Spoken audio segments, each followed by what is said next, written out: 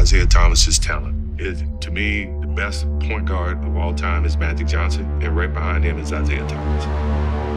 No matter how much I hate him. Michael Jordan versus Isiah Thomas. This presentation is brought to you by Sports Disputes. And Jordan ends it in less than 5 seconds. Michael celebrating as he runs off the court.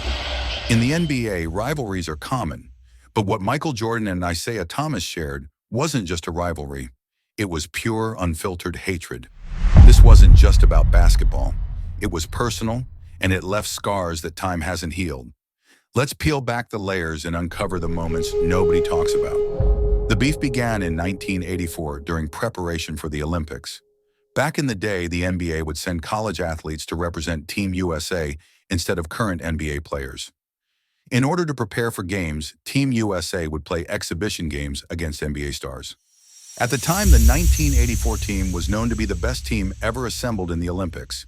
It features future stars such as Patrick Ewing, Chris Mullins, and several others who went on to have successful careers in the NBA. Jordan and Team USA went on to dominate and embarrass NBA legends, finishing the exhibition games with a perfect record of 8 wins and 0 losses. Jordan and Team USA went on to win the gold medal, while he averaged 17 points per game. And the final score, the United States 96 and Spain 65. The U.S. has its 9th gold medal.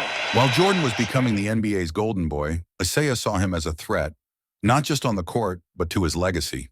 Many insiders say the resentment toward Jordan grew as MJ's star rose, overshadowing his own accomplishments. During the 1985 NBA All-Star Game, the nastiest beef in the NBA began to ignite even further. Thomas instructed teammates not to pass Michael Jordan the ball, essentially freezing Jordan from making highlight reel plays and flashy dunks he was known for. However, the stats don't fully back up that theory, but Jordan felt disrespected nonetheless. Good afternoon, everybody, and welcome. I'm Brent Musburger, along with Bill Raftery. Let's get right to it. The man was an ex-coach. How do you stop Michael Jordan? There's not much you can do with him. You have to make him go east to west in the fast break. He's good on the perimeter, but he's great when he penetrates. I was in the Detroit Pistons locker room before the game, and it's very obvious they would like to wind this thing up tonight. And while I was down there, Chuck Daly unveiled his final instructions for the players, and I wrote them down for you. 7th game intensity, he said. Let's play like this is the 7th game. Control the boards, energy. Nothing new for the bad boys. He says intimidate and dominate. And then on the bottom in big capital letters, it says follow the Jordan rules. And I said, what are the Jordan rules? They said simply, when he goes to the bathroom, we all go with him. When the Detroit Pistons earned their nickname, the Bad Boys, Isiah Thomas led the charge, and the Pistons didn't just want to beat Michael Jordan and the Bulls, they wanted to humiliate them. Every game turned into a war, and Jordan was target number 1. And he would be hitting Jordan, hitting him, moving his feet. And Jordan didn't like that. The Jordan rules weren't just about basketball strategy. They were psychological warfare. The Pistons wanted Jordan to feel small, to second-guess himself, and they didn't care if it took bruises and bloody noses to do it. And then he takes the elbow as Lambier comes down from that rebound. Thomas would like to see Jordan pick up his 5th. Ball away by Isiah. Sellers has it.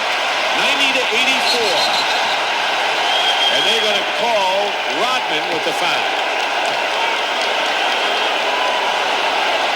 I think They're calling a double foul here, it looks like.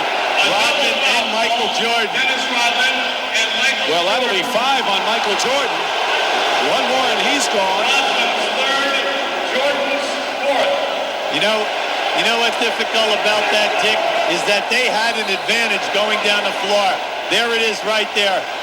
Michael Jordan was pushed into Rodman and forced Rodman to hit the floor that time. So this is a Jordan rule. Every time you go to fucking basket, put him on the ground.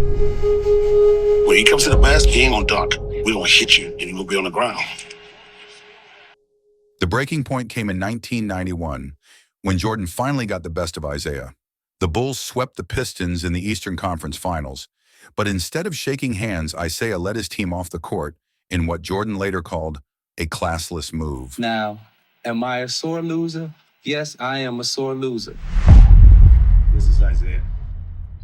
talking about the walk-off. Well, I know it's all bullshit.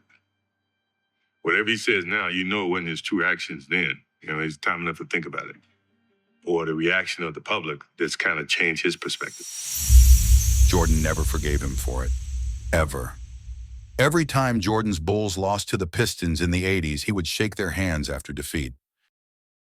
After championship games, I don't remember teams going shaking hands. Now, this is just me. Maybe I missed something. In The Last Dance, Jordan finally let it all out.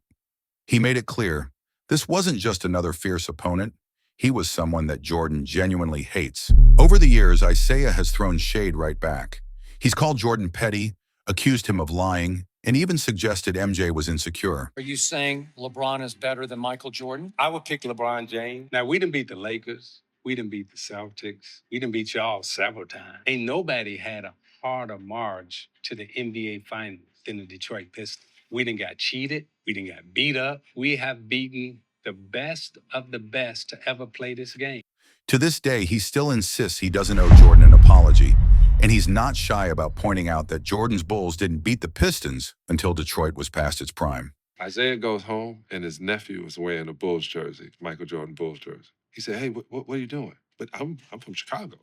I'm down with the Bull movement. Isiah was mad. In his brain, every time I play against this dude, I'm gonna try to go off so my nephew sees this is the jersey you should wear. And then came the Dream Team drama, a beef behind closed doors that blew up into one of the most infamous snubs in sports history. Rob phone call to Rob. I won't play Isiah Thomas. He assured me, he said, you know what? Chuck that one, Isiah. So Isiah's not going to be a part of the team. He made 12 consecutive All-Star appearances since his rookie year.